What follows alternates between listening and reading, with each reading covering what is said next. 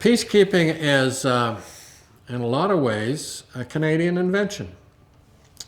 Because in 1956, when Israel and Egypt were fighting in one of their wars, they came to the canal and there was a ceasefire arranged. Now, Israel and Egypt are very powerful nations. The then Secretary of State for External Affairs, Foreign Minister if you wish, a chap named Lester B. Pearson, presented to the United Nations that we need a force from the United Nations to stand between the lines, that's a rather cliche, but to deploy between the two lines until such time as the ceasefire takes a hold, if not the truce, and there's a difference between a ceasefire and a truce.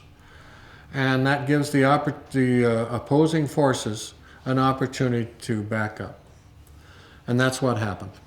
And that was the start of the United Nations forces. The decision was made to wear a blue beret.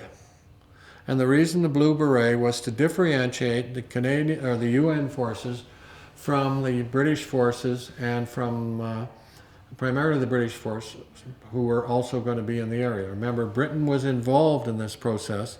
Britain, France, and the United States were involved supporting Israel or Egypt, but they weren't all supporting the same side. So when you've got British troops there, and at that time the uniform of the Canadians were very similar to the British uniform, they decided they would put blue berets on Canadians. And that's where the tradition of United Nations troops would wear blue berets. It carries on to this day.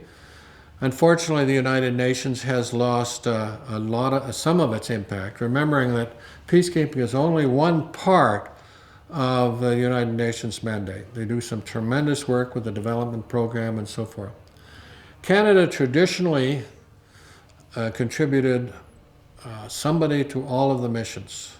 But that changed when Afghanistan came up because we needed the troops to be withdrawn off of the Golan Heights and out of Cyprus and so forth. We still have Canadians there to keep the flag there, but our commitments elsewhere, particularly in Afghanistan, was taking priority, and that was a decision made by the government.